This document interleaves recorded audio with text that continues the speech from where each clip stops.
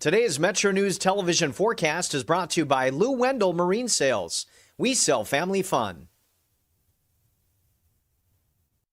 I'm meteorologist Brandon Weathers. Tuesday's round of rain did help some with our rainfall deficits. Charleston measuring almost 9/10 of an inch, so month to date compared to average, behind by about a half inch. Year to date, behind by almost 6 inches. The only rain over the next 3 days will be generated by the isolated showers and storms generally in the mountains and foothills for today. Once we add Saturday and Sunday to this, we do see widespread accumulation of about a quarter to a half inch.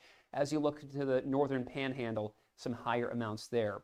A broad high-pressure system over much of the Great Lakes and Midwest into the Ohio River Valley. We will see some influence from that high gradually as it becomes ever closer through the next few days, keeping things rather clear and quiet with, again, no precipitation returning till late Saturday. Fly CRW forecast, it starts at home. That same system will be keeping things rather clear and quiet for many other areas. You could be traveling to Chicago, starting to see some wet weather Friday ahead of the system that will be coming our way late Saturday. Panhandle to panhandle forecast with the clearer skies and the drier air. Temperatures falling into the 50s overnight. 58 Moundsville, Morgantown could see some fog developing. Then a high of 80 in Morgantown for our Thursday. We'll look to Moundsville for 84. East, we find upper 50s and mid 60s with 85 for Martinsburg Thursday. Moorfield 83. Elkins 57 overnight with the showers and storms tapering off. Then 77 for a high on Thursday. Ripley 83. We'll see more mid 50s to low 60s looking south with mid 70s to mid 80s for our Thursday. Once we get to later in the day Saturday, we'll enter a more active stretch with frequent rain chances. You own a boat because you love spending time on the water. Choose the outboard that allows you to make the most of it. Honda Marine's legendary reliability, ease of maintenance, and powerful performance keep you going strong. And they're all backed by the peace of mind protection of the industry's best limited warranty. Visit your Honda Marine dealer today and find out why it's more than an engine. It's your time on the water.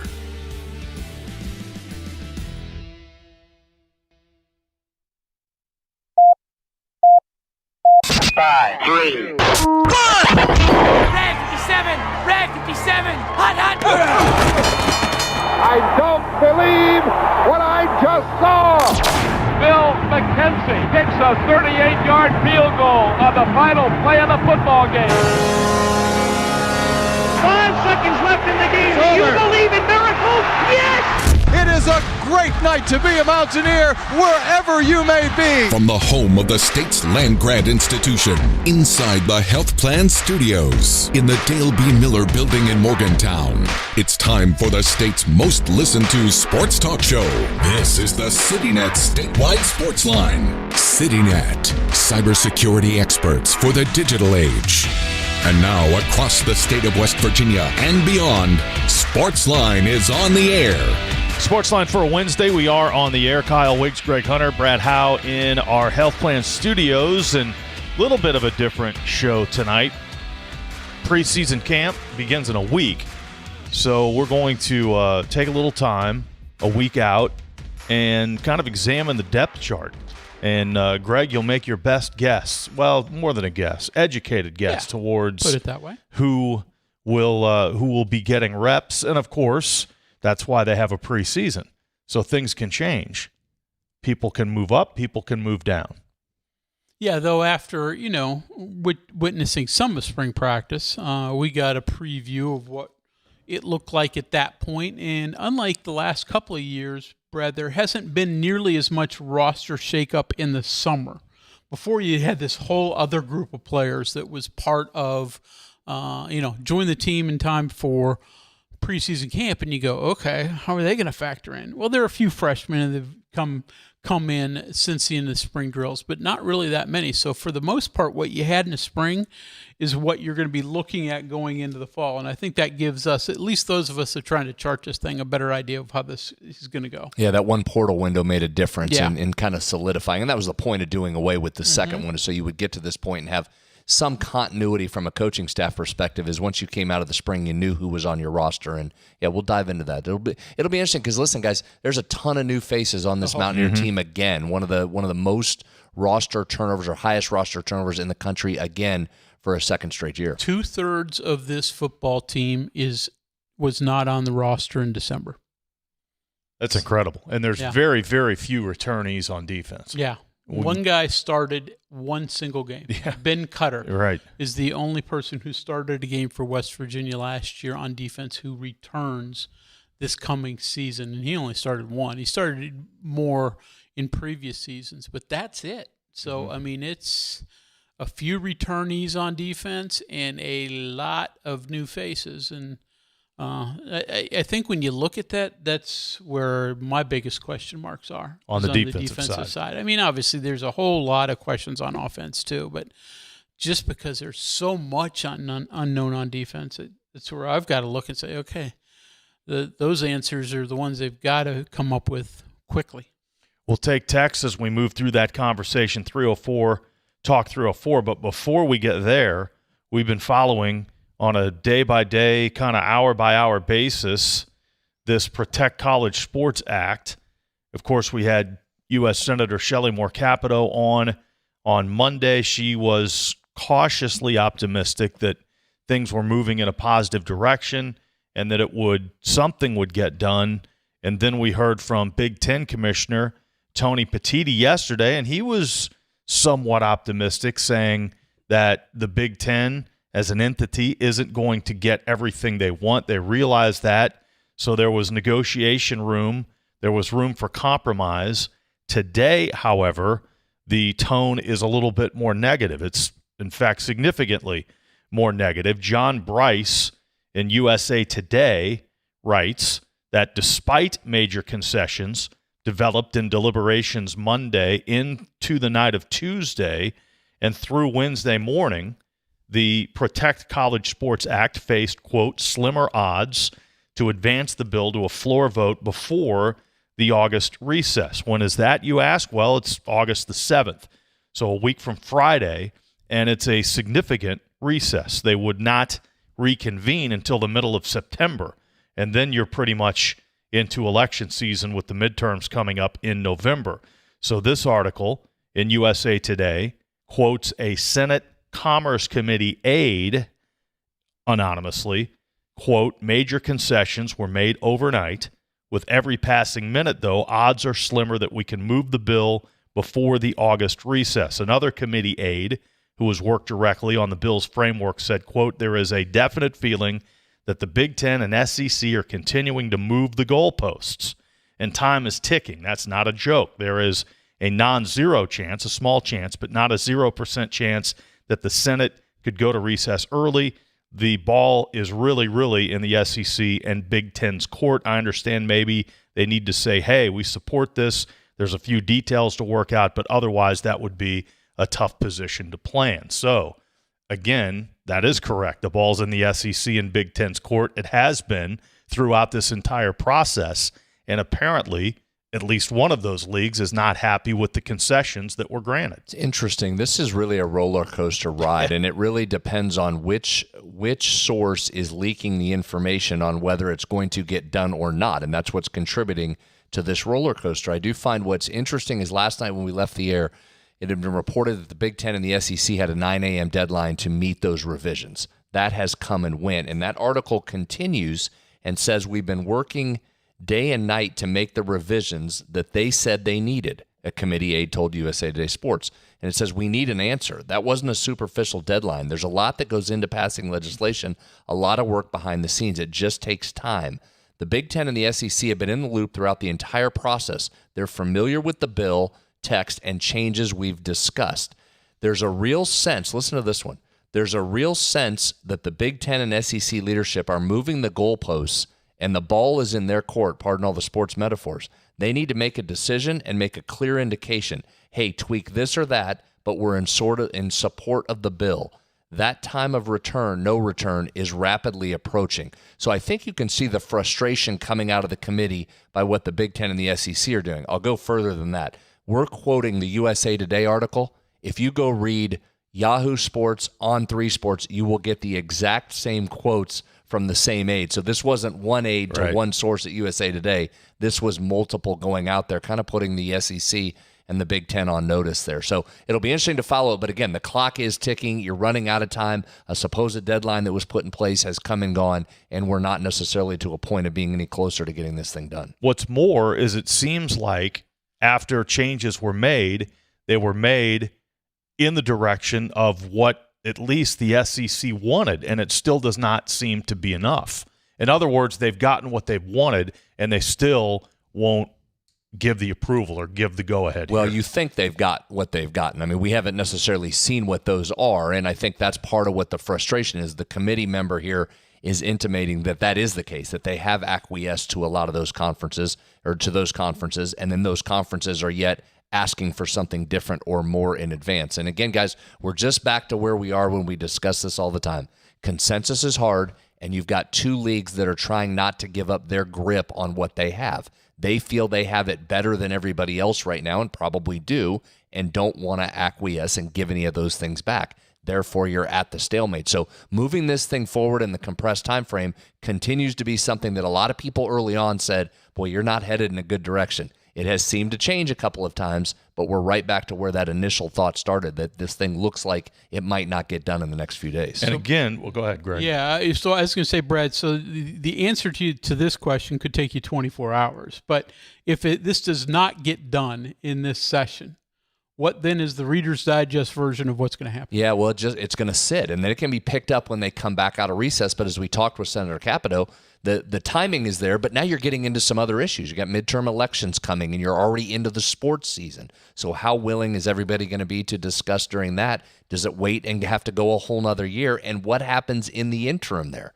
Is it continue to be the wild, wild west until that time in which it gets done? So it would be, I think, a significant blow if it gets delayed, because as you know with these things, guys, you want to have some momentum and continue to push the momentum and try and get it to the finish line. If it stops and you have to restart this thing in 3 months, 4 months, 5 months, first of the year, I think that makes it even more difficult to get to the finish line. 304 Talk 304. We'll take a quick break here. We'll look at the depth chart, start on the offensive side, and go down the line. Greg's got his legal pad filled up with notes, and he's ready. So we'll get to that when we return. This is the CityNet Statewide Sportsline. We will return to the Health Plan Studios after this. The WVU Cancer Institute is transforming cancer care in West Virginia and beyond. The state's top doctors deliver compassionate care and treatment using leading-edge technology and innovative research for patients facing colorectal cancer. From screening and early detection to advanced treatment and survivorship support, we're here for you every step of the way. Call 855-WVU-CARE.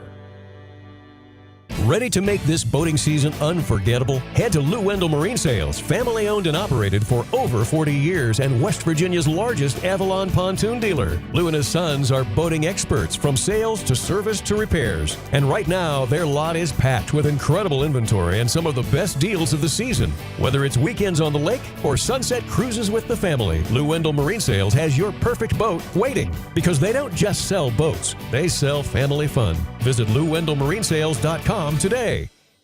Live from the Health Plan Studios, the CityNet Statewide Sportsline returns in 2 minutes on MetroNews, the voice of West Virginia.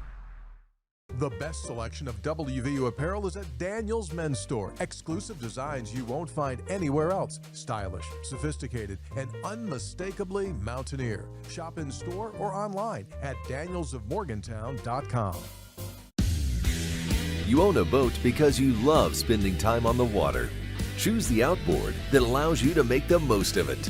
Honda Marine's legendary reliability, ease of maintenance, and powerful performance keep you going strong.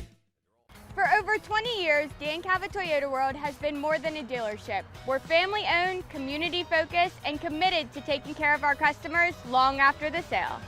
Our commitment doesn't stop when you drive off the lot. With factory-trained technicians and a service team you can trust, we're here to keep your vehicle running at its best for years to come. So when it's time to get your next vehicle, choose the dealership that's been serving the community for generations.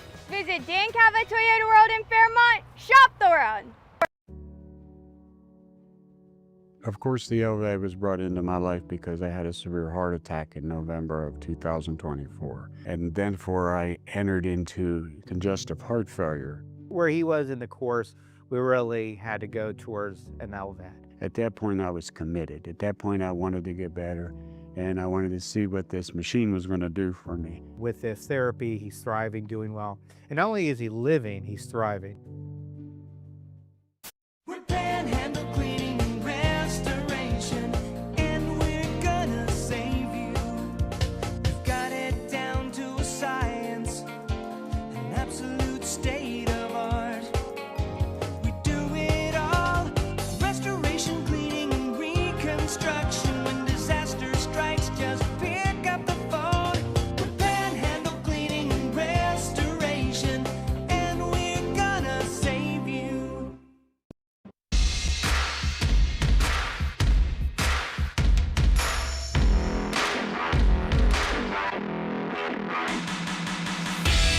Sitting at Statewide Sportsline inside the Health Plan Studios for this Wednesday, and we're a week away from the start of preseason camp.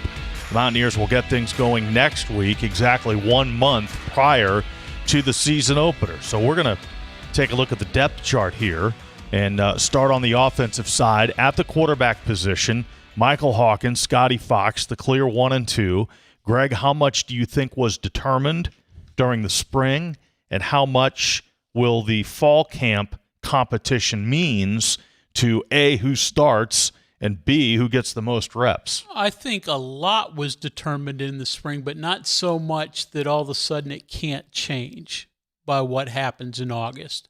I would be surprised if all of a sudden it becomes, a major change. I mean, I think, Brad, we saw it in spring practice. Michael Hawkins was the guy probably emerged from the spring at the top of that depth chart. Scotty Fox is close enough and certainly has the experience, enough experience in Rich's offense that he has the ability to make up that ground. But if you go into today, I think it's Hawkins and Fox has got ground to make up. I think you feel really good about where you are at the quarterback position. We've talked about it, guys. Hawkins lacks experience, obviously, but he's a prototypical Rich system quarterback here. I mean, he can do everything Rich is going to ask you to do. Scramble away when there's pressure. Design quarterback runs he'll be very good at. He can throw the football. So Hawkins fits exactly what you want to do. It's just about getting reps for him. And the Scotty Fox side of things, you're comfortable with what Fox brings to the table too. The word out of the spring as it's continued into the summer is how far Scotty, just the leap he took from last year to this year in his understanding of the offense, which of course he has, right? Being in the fire last year has pushed that forward. So when you talk about command of the offense, Scotty Fox has that and has some physical tools. It's just that Hawkins really fits what Rich is trying to do. Then I think what's interesting, if you want to keep going on the quarterback position, because there's plenty of interest there. Jaron Hughley's another guy that they are raving about his abilities and his skill set. Now, there's not a ton of snaps if those other two guys are healthy, but is there a package for Hughley to be able to come in and run the ball a little bit? We saw Rich's willingness to play multiple guys. I think his preference would be to have a starter, and the starter is your guy. Yeah. But I wouldn't be surprised if you see those other two get time as well. Well, and we talked about this actually when the rule came about, but the 5-for-5 rule, there's no use in holding Hughley back any longer and trying to preserve a red shirt for him because there are no more red shirts. So if it's a package and you use him for 3 snaps every game or whatever it happens to be, so be it. And, and also Max Brown, I mean, he's not all of a sudden going to be your starter, but to have a number 3 that's started FBS level football games before, that's a luxury many people don't have in the transfer portal era. So then you've got a few young ones like Hughley that you think you can start to build in that situation. So the quarterback situation, I think, is pretty good for West Virginia overall. Thought that last year too, and then everybody got hurt. Yeah, I mean, you played ended up 5 because you had to. Yes, exactly. And nobody's going to be able to get down to number 5 and all of a sudden feel good about where you are. West Virginia probably did it as well as you could with Fox all of a sudden emerging at that point. But again, if you lose, and knock on wood, but if you lose Michael Hawkins and Scotty Fox, you're going to go, uh-oh, no matter what. Yeah, I won't be stunned if 3 play. There's no way he plays 5 unless injuries come into play again, which I realize that was part of the issue last year, but that's certainly not preferable again. But it won't shock me if you see Hughley get in there and have a chance to run a little bit. They've been really impressive. And I really want to see him. We'll see him this August. We didn't see him in spring because he wasn't here yet, but Wyatt Brown was a really nice high school quarterback coming out of California.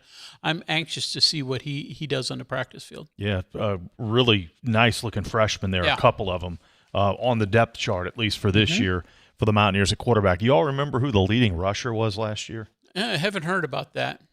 Red? Last year? No, I'm talking about for West us? Virginia. Oh, Dior Hubbard? Well, there you go, yeah. So there were a bunch of them. They're all gone. The only guy that returns to the running back room never played a snap in Andre Devine. The point is that you felt good at running back last year as well with Jaheim White, who came out and got 140 yards and a couple of 3 touchdowns on his first 24 carries, and then that went south early. So obviously Cam Cook's the guy, but you have to have depth. We saw that last year at this position that was absolutely decimated by injuries once again. So do you have 3? Do you have 4? Do you have 5? Well, I don't know if you have 5. And again, I don't know anybody you can get down to 5 and you're going to feel as good. And Brad, I mean, you had him in, I think it was this chair a week ago, in Cam Cook, and he started going through the depth chart. Obviously, he's your alpha male in that situation. But Amari Latimer is a guy that looks like a really nice number 2 as a true freshman.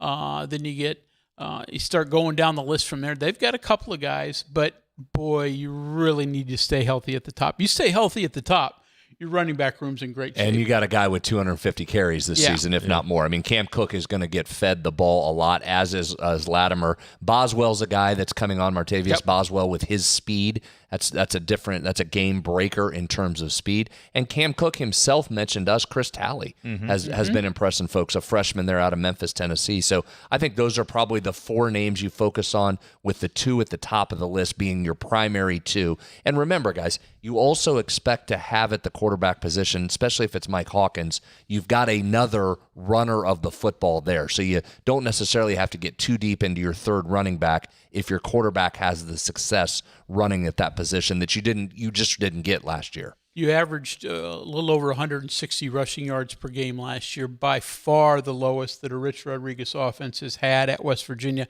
And as a head coach at the Division I level, I think there was only one other of his teams between the Michigans and Arizonans and all that had fewer yards per game. One of his Michigan teams was even worse. Normally they're over 200. I don't know if you can get to the 300 that they averaged in the Pat Steve heyday, but it has to be better. And you look like you have the ingredients between what you've added in the backfield and what you've added up front. And you've got a preseason all Big 12 conference fullback, right? Yeah. Because he's probably the only one in the league. But Caden Luke, what's his role? Well, I think he's going to be the traditional lead blocking fullback. I mean, you know what? He was a really good ball carrier in high school, so I'm not going to diminish. Hey, boy, can't get it out. Yeah, there you go. His ability with the ball in his hands, but you know, he's a big brute. He's going to be your lead blocker in short yardage situations. I'll be interested to see how many snaps he ultimately gets, because West Virginia has some blocking fullbacks in there. Blocking tight ends in there as well. And, you know, they're not always interchangeable, but a lot of times they are in today's world. So we'll see how much Luke gets. So you've also got a ton of offensive linemen you like, so that jumbo package will reappear this year as well. We saw that last year when just because of necessity. Yeah. Now you may do it out of an area of strength. And you had a guy come from the defensive side to get short yardage carries, which was very effective. So do you see Latimer? Do you see Luke perhaps in that scenario getting some carries in short yardage situations near the goal line? Yeah. I mean, I think first and foremost, you think of Latimer. He's 230 pounds, so he's big enough to do it. But, you know, as long as he's healthy, that's certainly going to be one of his roles, though. He's got the ability to get outside and put some speed moves on people. So he's not just a third down, short yardage back, but that could be a role for Luke, but we'll see. Again, we didn't see that much in the spring, but that one a situation they practiced a whole lot when we were in there. Tight end position, you've got a couple of huge targets there, and again, big blockers. Ryan Ward returns, and Cam Ball in the mix at 6'7", 240. Yeah, Cam Ball is definitely a big kid. Hasn't been much of a pass catcher in his previous spots, but West Virginia's got a bunch of options at tight end, but I still think that Ryan Ward, the one who returns, is the one you look at and go, okay, he's got the high potential of this entire group because he's certainly big enough to be a good blocker. Still learning that role in the college level, but definitely athletic enough to be a top flight receiver. So I think we saw last year, West Virginia was certainly willing to use their tight ends and use them as receivers. They not all of a sudden going to be 50 and 60 catches, but that's a weapon, and I think Ward would be the top one of those. Yeah, so they've got a couple others. Hawkins in particular throws that seam route extremely well. I think they're really comfortable with Ryan Ward at the top end there. I think the question at the tight end position becomes who's the two, which is a better question than where you were last year when you were trying to find starters. Now you're simply looking there, who's the second tight end you can use when Ward is out. 304 Talk 304 if you want to chime in during this discussion. Move to the receivers. Coach Rich Rodriguez has said, and he said most recently at Big 12 Media Days in Dallas, that he thinks that position can be West Virginia's most improved because you're bringing a lot of guys in and a couple. First of all, Jaden Bray's healthy, we hope. I mean, he's been gypped out of basically 2 years, 7 games he's played in 2 years because of injuries. But John Nider and DJ Epps are both guys who come into that receiver room with vast experience and some pretty good production. So Bray, Nider, and Epps, you feel good about your top 3 there. Yeah, well, Nider and Epps have done so at the Group of 6 level. So I guess the concern for them is, can they make that step forward to the Power 4 level? You've got 2 guys that are coming to you from Power 4 programs, but neither of them played a whole lot there last year. Prince Strawn was at USC after spending his first 2 years at Boise State. He was a guy that a lot of people thought was going to be really good, but first game at USC gets hurt, has just 1 catch, his season's over. And then Teron Francis was a highly thought of recruit coming out of high school in Louisiana, ends up at LSU last year, plays a little bit, never has a catch, and ultimately transfers as well. So those are 2 guys you look at. They've got potential, but it's at this point still potential. Epps is definitely a guy that was very productive at Troy and Nider at UConn. Then you add in a Jaden Bray to the mix, and you've got guys, but you don't have anybody who's really ever put together that complete season at a Power 4 school. So take Rich at his word because he sees them up close and personal, but that's still an area that I want to see. Somebody has to prove it to me there because that's huge. As much as you want to run the football, and they got to run it better than they did last year, finding big plays in the receiving room, Brad, is ultimately going to take this offense over the top or not. It's really interesting because this is a position that has a ton of intrigue to it. And I know we have questions all over this team and on the offense in particular, but the gap between what you've seen production-wise and what this receiver group could be, that might have the most potential of any position group out here. And you guys said the guys that are going to be the ones that produce. I think the first 3 you mentioned, certainly hope for just on a personal level, Jaden Bray's able to just play, right? I mean, that guy is so filled with athletic ability. If he can just stay on the field, you feel really good about him. I think Epps is going to have a really dynamic year in this offense. You mentioned Nider as well. Strawn and Francis in particular, if those are guys that can get going and understand the speed at which this is going and understand what it takes in this offense, you've got some elite athletes right there that can really, and that's the part to me on the potential that can take this group to the next level. Teron Francis in particular, if he figures it out and goes on every play, that is a different-looking dude running around out there. And same with Strawn at 6'5". You talk about a threat of even if you just have jump balls for that guy. You get down around the end zone, you're talking about what you do from a running perspective. You put Strawn out on the edge on single coverage. I mean, good luck on him. So I'm fascinated to watch and see where this offensive unit, the receiver group, comes from. But it's Strawn and Francis to me that potentially, if those guys reach it, this has a chance to be an unbelievable group. West Virginia also has two really highly recruited junior college guys who've, got opportunities in the spring in Triplett and Hutchinson that both were among the top 5 JUCO wide receivers in the country last year at their respective spots. And you would think that they're going to get major opportunities this year. Now, the one thing I'll say, if you just go by history, West Virginia's had great success with junior college wide receivers over many, many years, but it's usually year 2 when they really hit the ground. So you wonder how effective those two can be right out of the box. It would help that they were here in the spring and they got the whole taste of things, but typically it is year 2 for those JUCO guys. Yeah, and Hutchins is intriguing just because of the straight speed, right? If you're looking for someone that can just burn it down the sidelines and look to get in the ball, Hutchins might be that guy. 304 Talk 304, back to the running back position. Texter asks, what's the status of Sir Paul Cheeks? What happened? Is it just an injury that's put him behind? Well, he suffered that knee injury while in high school last year, has not recovered, and currently is not on the roster. I don't know what his status is going to be going forward. 304 Talk 304. We've covered the skill position players. We'll give you an entire segment on the offensive line. How about that? Just one? Don't. We might go 2, Kyle. Here, we got a lot to say on this offensive line. All right, we'll get to that when we return to the CityNet statewide sports line since 1979. The health plan has called West Virginia home. From humble beginnings, they've grown alongside West Virginia, becoming a part of its fabric for over 4 decades. They've been here through thick and thin, supporting local families and businesses, proudly serving West Virginia for over 40 years. The health plan. We are there for you, to care for you at the health plan.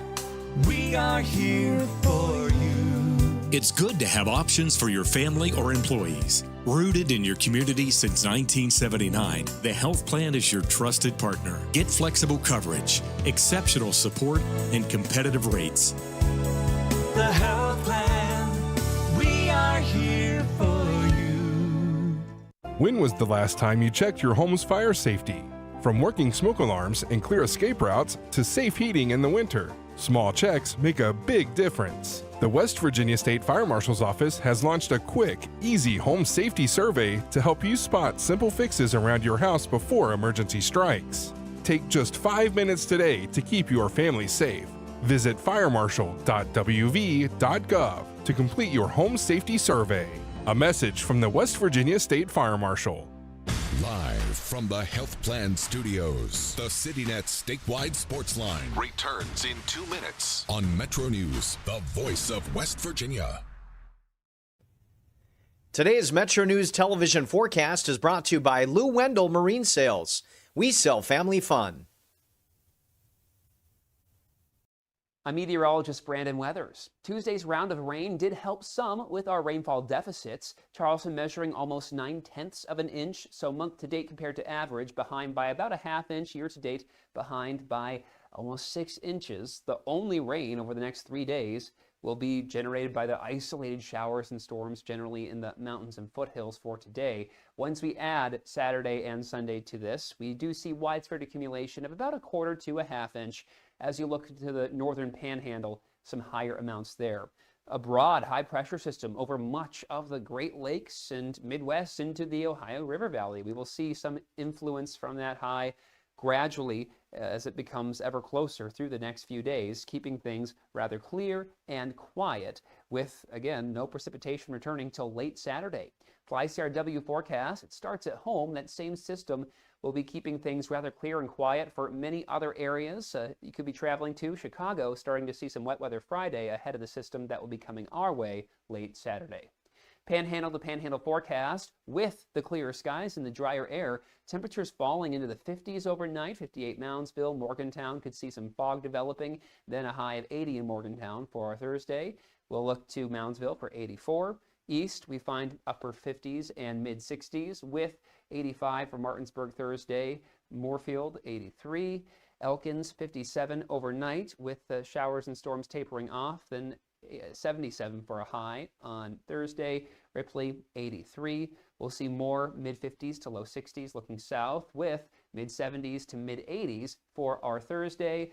Once we get to later in the day Saturday, we'll enter a more active stretch with frequent rain chances.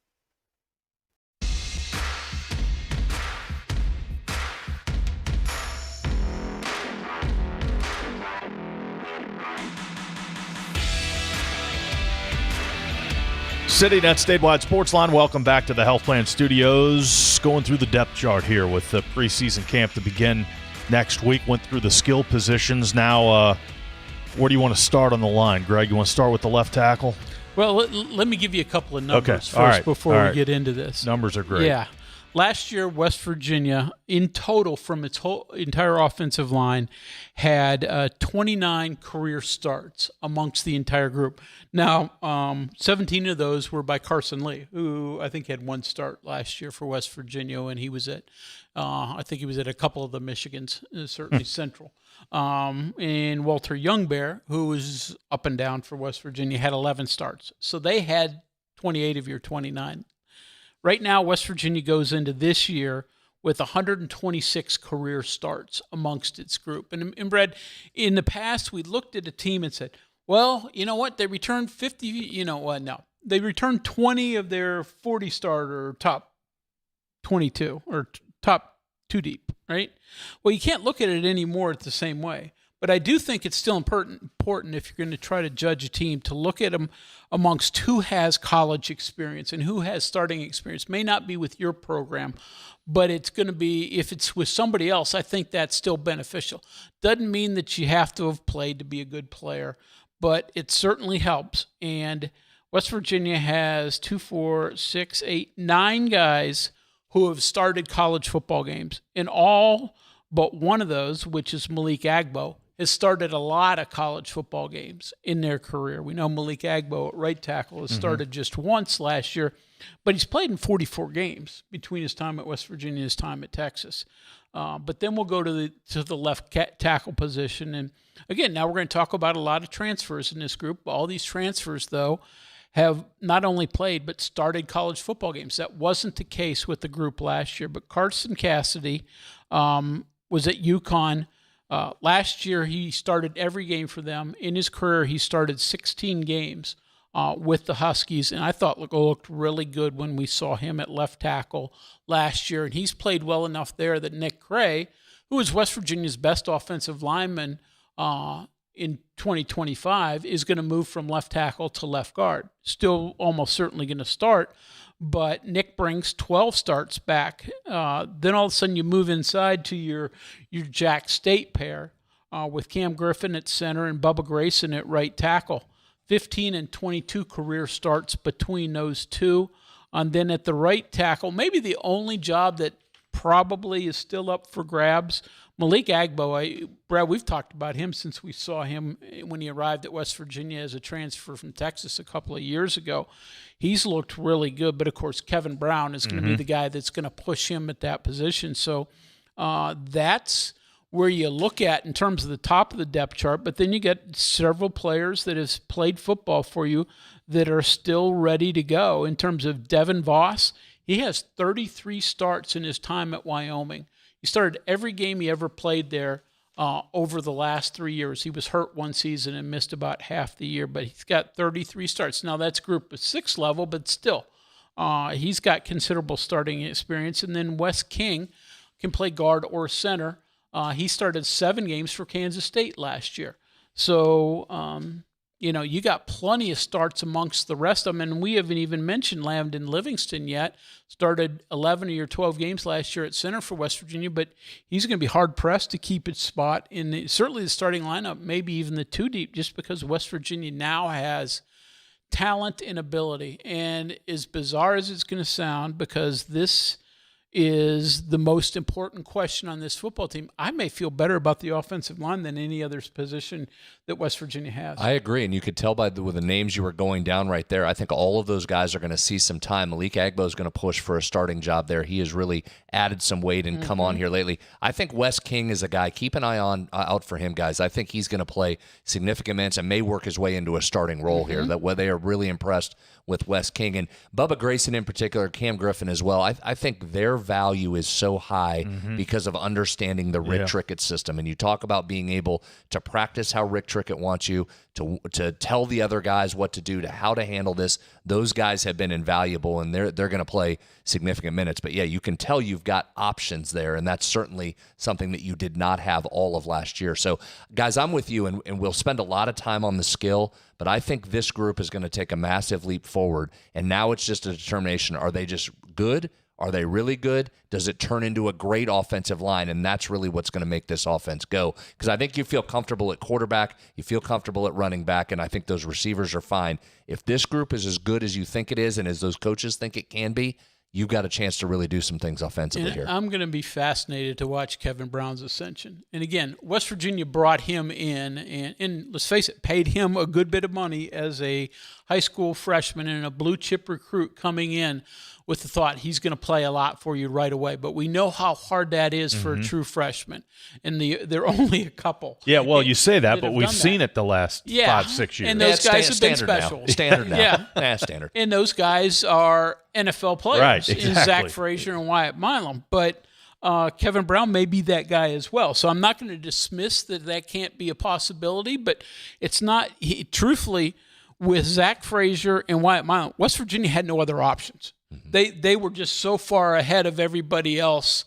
There wasn't anybody close to them. They had to play them and start them as true freshmen. You've got an option at that position that's pretty good. You don't necessarily have to move Kevin Brown to the front of the line, but as good as he is, you may do that and the resources you put into him. I'm just going to be interested to watch this. I'm not going to predict one way or the other how that's going to go. Games over under 2.5 games before Kevin Brown is in the starting lineup. Go ahead. If I had to pick, I'd say under. Same. Really? Same. I think he's ready to go. But 1.5, it might be over. Yeah. But by 2.5, I think he's in the starting lineup. If I had to say he doesn't start the opener. Zach Frazier did not start the opener. It's the only game he didn't start until his final bowl game when he was hurt. Kyle, you want to go on under or over 2.5? I'm gonna be a contrarian and say go over because of all the things that you guys just said. You've got veteran depth. So he may be good enough to step in there, but it's not a necessity. Yeah. You said when Frazier and Milam played, that's all they had. Yeah, it's it. And the other aspect that we could see, which again, West Virginia didn't have the luxury of having and hasn't had in a while, but you've now got the ability to rotate some people. So you may be able to work some guys in. So whoever starts at right tackle, they may get, every third series they may get off, whether that's Brown, whether that's Agbo, and the same thing at really every position along that offensive line. I think you got 10 who look like they can play. So you play them all and let them rotate. Trickett doesn't normally do that, though. We have to go way back to prior to Trick to find offensive line coaches that have done that regularly. But it wouldn't be a stunner just because they finally have some depth. How many coaches really do that? And we got to get this break in and do the defense. They all say they are. And then we do this all the time. Yes, and then the starters play 90% of the staff. If you got guys that are doing the job, that's who's going to play, right? They're not going to rotate unless they have to here. Final break. You're going to have about 8 minutes to go through the whole defense. What's that? I told you I didn't have enough time. That's right. Oh, we still got Friday, Kyle. We can do it Friday. That's a good point. Don't rush it here. We got a lot to talk about. All right. CityNet is West Virginia's local internet provider. High-speed, reliable fiber internet, probably right at your front door. Now's the perfect time to connect. Local customer support you can trust. Fast, reliable fiber internet built for everyday life. When it's high-speed internet you need, CityNet.net connects, protects, and perfects. Hey, this is Brad Howe for your local internet provider, CityNet. For years, rural communities in West Virginia waited for reliable, high-speed internet. Now, fiber is most likely at your front door. Public investment helped build the opportunity, and CityNet delivered the service to homes and businesses just like yours. With free equipment, free installation, no contract, and local support you can count on, switching to fiber has never been easier. Fast downloads, smooth streaming, better connections for work, school, and everyday life. When it's high-speed internet you need, CityNet.net connects, protects, and perfects. We are there for you, to care for you at the health plan. We are here for you. It's good to have options for your family or employees. Rooted in your community since 1979, the health plan is your trusted partner. Get flexible coverage, exceptional support, and competitive rates. The health plan, we are here for you. Live from the Health Plan Studios, the CityNet statewide Sportsline returns in 2 minutes on MetroNews, the voice of West Virginia. You own a boat because you love spending time on the water. Choose the outboard that allows you to make the most of it. Honda Marine's legendary reliability, ease of maintenance, and powerful performance keep you going strong. I had a severe heart attack in November of 2024. And then before I entered into congestive heart failure. We really had to go towards an LVAD. And not only is he living, he's thriving. At Daniel's Men's Store, exceptional style begins with a curated selection and finishes with a flawless fit. When it's time to buy a suit, Daniel's is here to make sure yours is one of a kind. Discovered tailored suits you'll only find in store at Daniel's.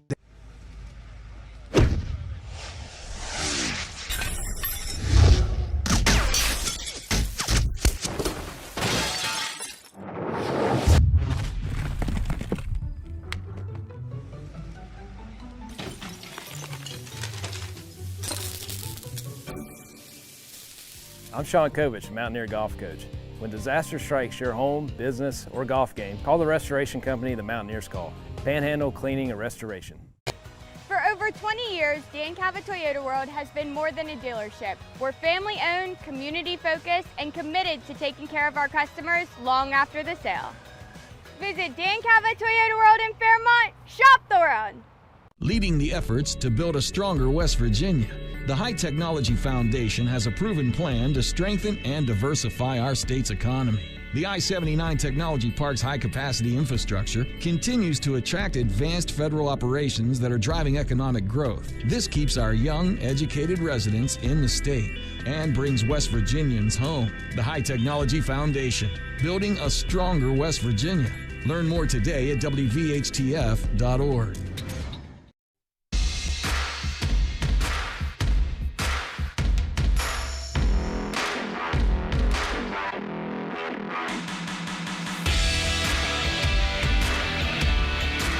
Sitting at statewide Sportsline, we had a show production meeting during that break, and we're going to wait on the defense because, quite frankly, 8 minutes is not near enough time. In fact, it's probably worth a couple of segments.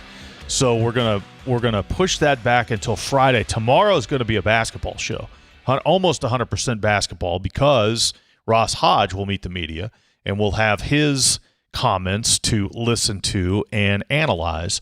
So tomorrow will be about 90% basketball. We do have a MetroNews reporter that's going to be at the Greenbrier with the Giants tomorrow, so we'll check in with him at the end of the show. But pretty much all basketball tomorrow, and then we'll jump back into some of this football talk on Friday. I'm interested, Brett. I know you were along on the Mountaineer Athletic Club caravan at Stops and heard Ross talk about this team, and you've visited with him. I haven't heard him talk directly about this team, so I'll be fascinated to be there tomorrow as part of this interview process. You got your questions ready? Not yet. You want to give us a look at what your first question is going to be? People ask me that. What's your, and maybe it's unprofessional or just stupid of me. I don't usually go in that prepared. Sometimes it's like top of my head. Well, you want to wait and hear what he says first, and then you'll adjust off that. Well, a lot of times I have to lead things off. So when you're a leadoff hitter, you just got to take whatever pitch comes to you. So yeah, take a pitch or two, and then I'll save my basketball observations for tomorrow night when we talk hoops. But I'll just tell you this. There's some talent over there, guys. I'm excited. We do have some text, 304 Talk 304. Texter asks, so Greg thinks this is a better offensive line than last year, and obviously everybody's high on Cam Cook. So why are the national prognosticators so low on WVU? I'll say this, guys. I've said this many times, and I don't mean this disrespectfully to the national guys, but those are hard jobs, Greg, because you're trying to look at, just take it power four. You're trying to look at 60-some teams, and you're a West Virginia group that is bringing back so many new faces. All due respect to those guys, it is difficult for them to get down in the weeds like we just did on offensive linemen and have an idea. What drives preseason predictions for decades. Quarterbacks. Or even coming back. Yeah, returnees. Returning players. quarterbacks. And there just isn't on this Mountaineer team. So it is, in my opinion, getting really undervalued by the national media. And I get it. You didn't have a good year last year, and you turned your whole roster over. So to answer the texter's question, in my opinion, that's why. They're just not spending a lot of time diving into this. And even if you do dive into it, there's just not a ton of returners that have played at a really high level. I think we spend some more time on this and can get some more intel, and that's why I think there's more optimism for those that are closely covering this team versus national. Yeah, and again, who's returning a productive quarterback shoots to the top normally, and other returnees. That's right. 304 Talk 304. Texter asks, how deep is West Virginia on the offensive line? And Greg, you answered that 9 to 10. I think you definitely are comfortable with 9, maybe even a 10th as you go in there. I think Brown is the only true freshman, but we saw several of those true freshmen in the spring who I think have nice careers in front of them. I don't think that they beat out what is currently sitting there, but you could go 11 or 12 if you have to, but nobody wants to or has to. But I think you've got 9. Yeah, and there's a couple, you're right, young guys in there that they're really high on. Your hope is you don't need to get there. No. Right? And that can be retention pieces that start to come back next year, and you can build this up so you're not having to go get 75 new guys next year. The whole no red shirt thing, though, I mean, before but you it kind of is. Yeah, but now with those guys, it's still sort of, yeah. If they played, you had the 4-game thing in the past. 4 is still probably the most that a Camden Goforth, who I think is going to be a really good player at West Virginia, or several of these other freshmen, that would probably be the upper limit anyways, unless they're just a rash of injuries. Texter says, now you just did what we said they're not going to do. They're not going to get down to true freshman offensive lineman, Coach Hunter, unless there's injuries. Texter says the success of this team probably going to boil down to being able to control the line of scrimmage, both sides of the ball. The skill position athletes are there, according to this texter. Well, the offensive line much improved, we hope and think, from what we just analyzed there, and we'll get into the defensive line. Yeah, we'll get into some more questions there, because there are not nearly as many players in that side of the football, and really at almost all the positions other than safety, who have played a lot of college football elsewhere and have starting experience either at West Virginia or anywhere. Very few have it at West Virginia, but not a lot of those guys have even started at other schools. Your hope, I think, Greg, on this is when Rich Rodriguez's teams are good, it's driven by the offense, right? And so your hope is that offense performs well enough and can be good enough to win you games, that the defense has a chance to find itself early and then improve as you go on throughout the season. You've got a lot of junior college guys on defense who need to be good for you, and as I just said, that's often much more questionable in year 1. By year 2, okay. But year 1, it's going to be a little bit shakier, but we'll worry about the defense on Friday. A couple of texts that go back to the topic right off the top, and the Protect College Sports asked. Texter says, why does the government need to keep the SEC and the Big Ten happy? What's the danger of passing laws that they don't like? What is their leverage? It would seem, though, that they could be forced to play by the rules that are good for everybody.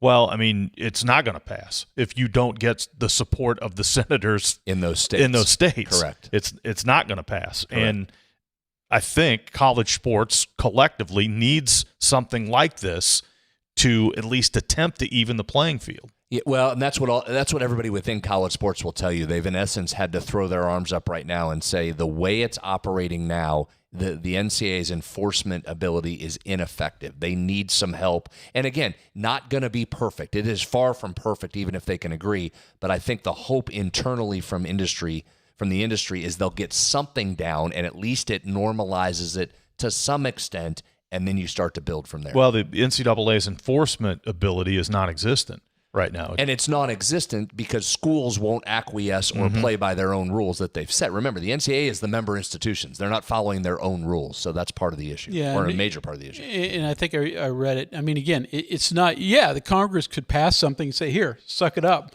But it's the political side of things. More than half of the more than half of the U.S. senators are from states represented by Big Ten or SEC schools. So they just will withhold their vote or vote no, and then the thing's dead on arrival. Texter says the Save College Sports Act will never happen. No way the SEC senators pass this. Well, that's certainly entitled to your opinion. 304 Talk 304. Texter points out that Ohio State signed a deal with J.P. Morgan Chase for $17 million annually for a jersey patch. Makes the Big 12 deal with Monster Drink look really bad. Well, the amazing thing was that $17 million deal for Ohio State lasted about 45 minutes in terms of being the big one, and then Notre Dame announced their deal with SoFi for $20 million. Reminder, though, there has been a lot of misinformation out there about this jersey patch deal. The Big 12 Monster Energy patch it's already the Big 12 patch on the jersey. Monster's going to be incorporated into that patch. It's not new inventory on your jersey.